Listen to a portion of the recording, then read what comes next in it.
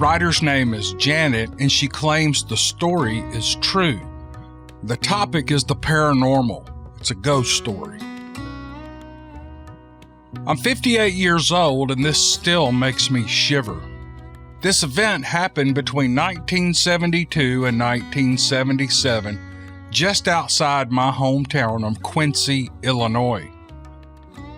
My stepdad worked for a calcium carbonate company that mined calcium and crushed it. After I turned 10 years old, a call came that my stepdad had suffered a horrible accident at work. He had gotten his arm caught in a conveyor belt on a rock crusher.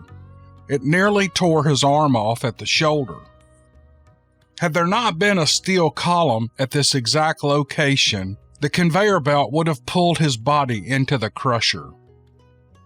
To make a long story a little shorter, he spent many months in the hospital and went through several surgeries. Once released, he was given his settlement, and my parents decided to buy a house.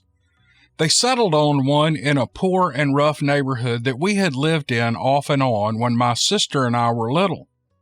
At first, we were thrilled that we were going to have our own rooms. It was a happy time for us. But we had no warning of the horrors to be unleashed on us for the next 5 years. The memories that I'm about to share will not be in order. I've tried to forget them all my life, and I'm having to drag them back up to tell this story. Please understand, I have never believed in ghosts, but I do believe in angels and demons. It did not take long before weird things started happening in this house. On each side of the upper floor were storage areas that ran the length of the house. At each end were windows that did not open. I remember the first thing that happened. My sister and I would be awakened a few times at night by the sounds of heavy footsteps in those storage spaces on each side of our bedrooms. I told our stepdad one morning, and he brushed it off as squirrels. I smarted off to him, saying, well, the squirrels must wear combat boots then. Plus, I knew that squirrels didn't move around at night. Things went downhill from there. We told our parents over and over, but they never believed us. It had gotten so bad that the footsteps had turned to stomps and kicking the walls in my sister's bedroom. We were so terrified that we started sleeping together every night, spending many nights hanging on to each other because we were so afraid. My sister and I slept with a fan in our room. It ran all night. Actually, the whole family still does this. I suppose we like the noise in the room. My sister and I were asleep in her room, again clutching each other from fear and doing our best to get to sleep. I had dozed off and my sister was shaking me awake. I opened my eyes to see her pointing to the fan on the other side of the room. The fan had stopped, and I almost went over to try to turn it on again, but when my eyes adjusted to the dark, I could see what had her waking me up. A dark figure of a man stood over the fan with his hand resting on top. There were no distinct features to the figure, but it was a black shape of a man. I slowly laid back down and I held my sister tight. We covered up, and at some point we both drifted off to sleep again. I woke while it was still dark and the black shape was gone and the fan was running.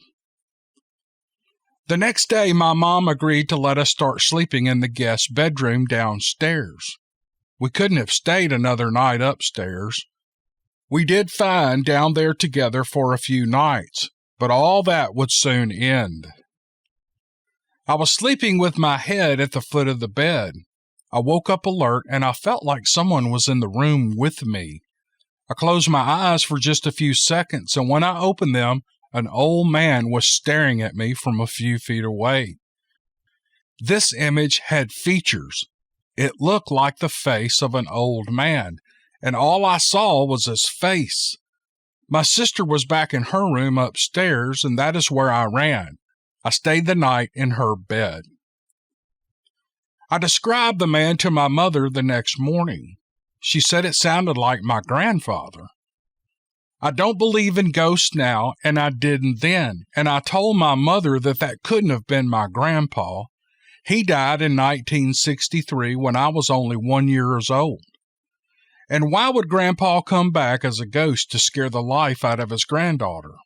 Well, she had no answer, of course. The next night, I started sleeping on the sofa in the living room. However, I wasn't safe there either. Soon after this event, our family began to change. Mom and my stepfather argued more than usual.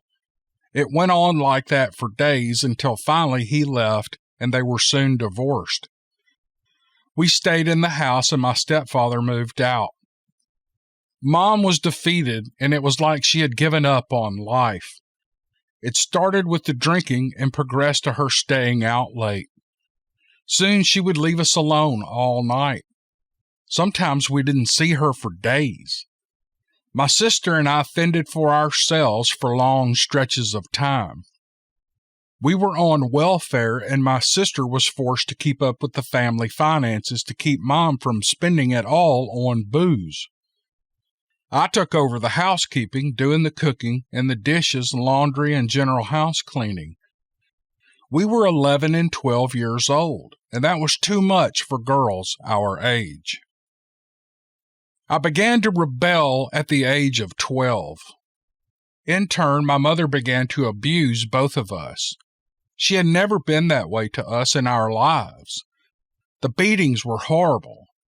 She was 6 feet tall and she weighed almost 400 pounds at this point.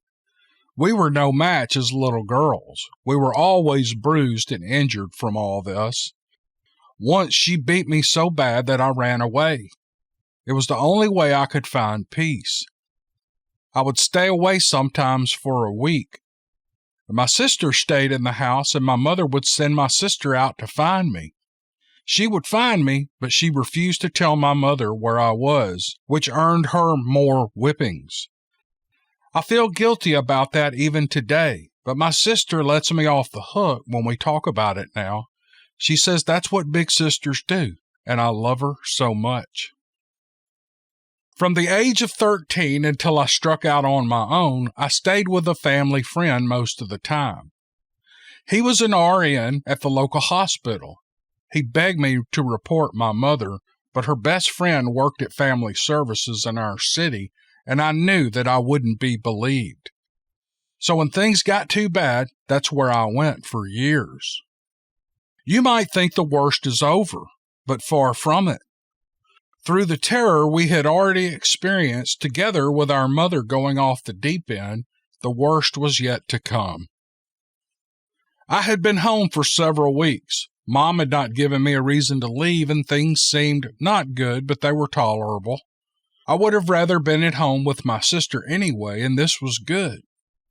Things were normal enough that I felt like I could invite a friend over to sleep over with me at the house. Sandy came over, and we had a great time, and we ended up sleeping in the living room on a pull-out sofa. We had both been asleep when I woke to Sandy shaking me violently. When I came to, Sandy was pointing to the kitchen, and in the kitchen, in the natural light of the moon shining through the windows, stood a huge black figure. It was dressed in a hooded robe. It looked exactly like the Grim Reaper images that I had seen in books. It was the deepest black I can ever remember seeing in my life. There were no distinct features, and its face was covered with a cowled hood. I screamed for my mother, who ran immediately out into the living area.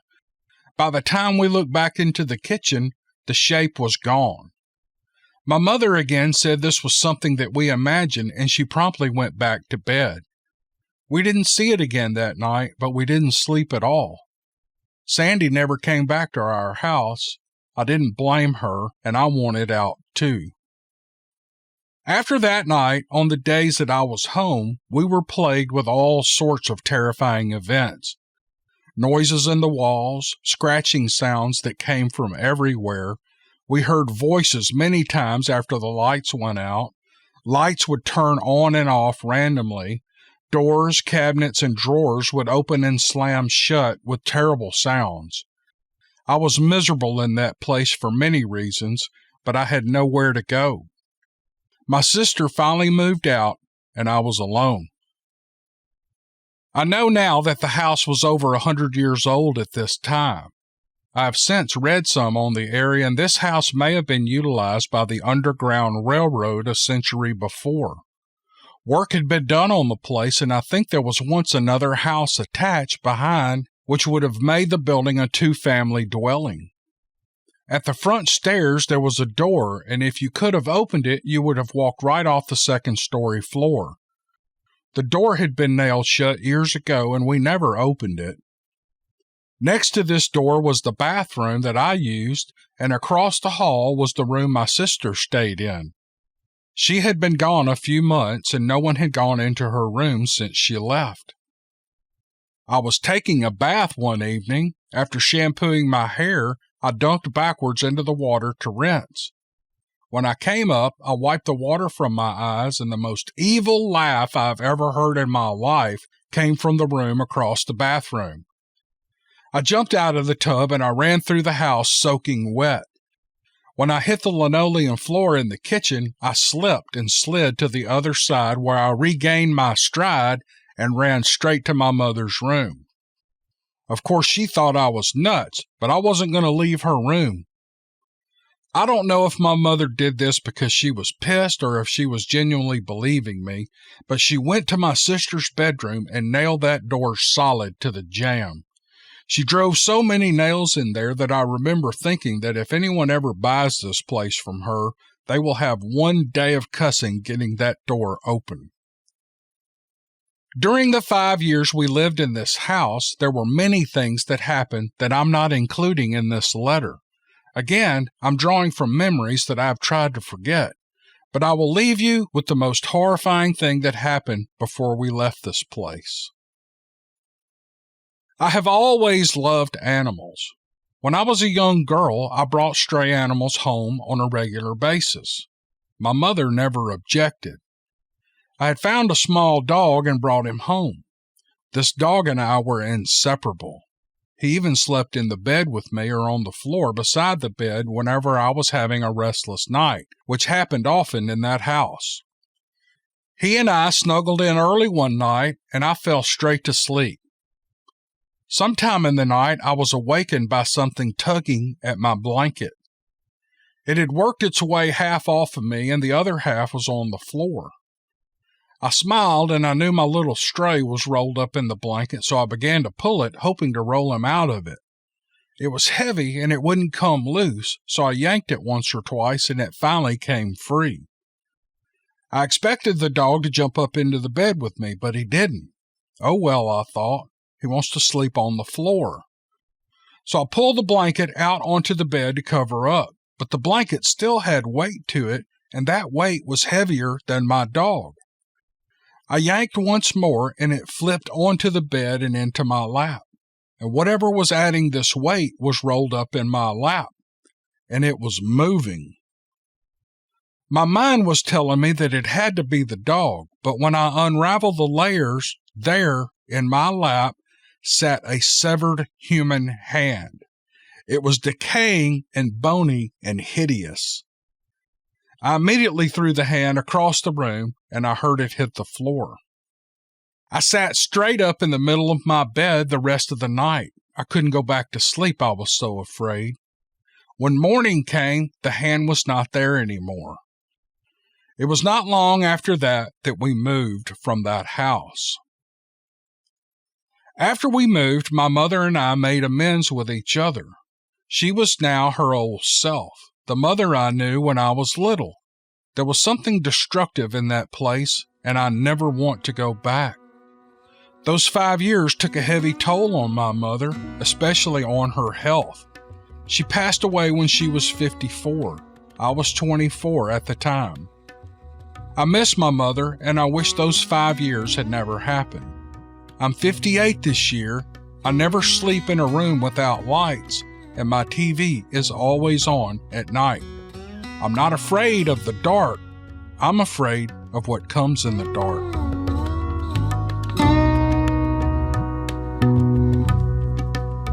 Here is a short story, a short email I received several weeks ago. I love this story and I think you will too. Let's get into it. Now that my family have all passed away, I can finally tell our story. In 1900, my family came from Russia and Germany to homestead up near the Canadian border. There, my great-grandfather cleared trees and started our farm, and back then there were no chainsaws to cut trees, nor any heavy equipment to move them once they were felled. Fields were plowed by the collaboration of man and animal, and then planted and harvested by hand. It meant long hours of hard work, but somehow my great-grandparents pulled that farm out of the sweat of their brow. It was 1910 that it happened, and my great-grandmother was staying in town, caring for a sick uncle. My great-grandfather was working on a large wagon when it started to roll. He tried to stop it, but it was too big. He fell under it, and it rolled over his legs, pinning him to the ground. He screamed, but Grandma was in town. Nobody else was around to hear him. She would be gone for the next day. The sun began to sink beyond the grassy fields, and he heard a noise behind him in the trees. He was in severe pain and unable to move, and he was becoming sleepy. He fought the overwhelming need to close his eyes, but he soon lost the fight and he drifted into unconsciousness. The next morning, he was awakened by a hand behind his head. Drops of water were hitting his dry and parched lips. He put his hand on the unknown person's hand for more water. Still drifting between sleep and awareness, he opened one eye to see someone dark looking down at him. He couldn't figure out who it was. His eyes were blurry from sleep and he was severely dehydrated, but he knew there were no dark folks living anywhere near them. A minute later, his vision began to focus and he realized he was looking at something he had never seen before. He tried to back away, but his legs weren't working, and he was overwhelmed by fear, and he passed out. He didn't wake up until the next morning. He was lying there contemplating what he should do when he realized his legs were free from the wagon wheel. "There's no way I lifted that wagon off myself," he said aloud. "But how did I get free? But even now I still can't move. My legs are broken." He saw something dark peek its head around a tree, and fear gripped him like a vice. He tried to swallow, but his throat was dry as the sands of the desert. He was trembling with dread as he thought, "What kind of beast is this?" My grandfather began to pray for the Lord to protect him as the creature began to move toward him in small, uncertain steps, and it moved slowly forward until it was standing right over my grandfather. And then it held out its hand. In it was a large piece of moss. The strangling fear vanished in my grandfather, and he realized this was the dark man he had seen the day before. The beast knelt and squeezed the moss while holding my grandfather's head so he could drink the water dripping from it, and the beast disappeared into the trees, but it soon returned with a skinned squirrel. It tore off pieces of the meat and fed it to my grandfather, and together the man and the beast studied each other in wonder and amusement until the beast cradled my grandfather in his arms and laid him on the porch of the farmhouse. The moisture-soaked moss lay next to him, and then the beast vanished into the trees. Hours later, the sound of a horse and wagon broke my grandfather from his thoughts. His wife and her nephew, Eugene, had finally arrived, and Grandma ran to Grandpa asking what had happened. He told her the whole story and of his experience. This would be the first of many interactions my family had with a family of Sasquatch, all the way up until the 1980s. I am handicapped now, so I am unable to type very well. It may take some time to tell them all. At least now I can finally tell our story. I would like to tell Mr. Mac, he signs the email BJ Mac, I would love to read every single story that you have time to write, sir. that's going to do it for this podcast. I wanted to do a short one before I got busy on this Monday morning and get something out for you to kind of chew on for a couple of days. I appreciate you listening, and we'll see you on the next podcast. Thanks.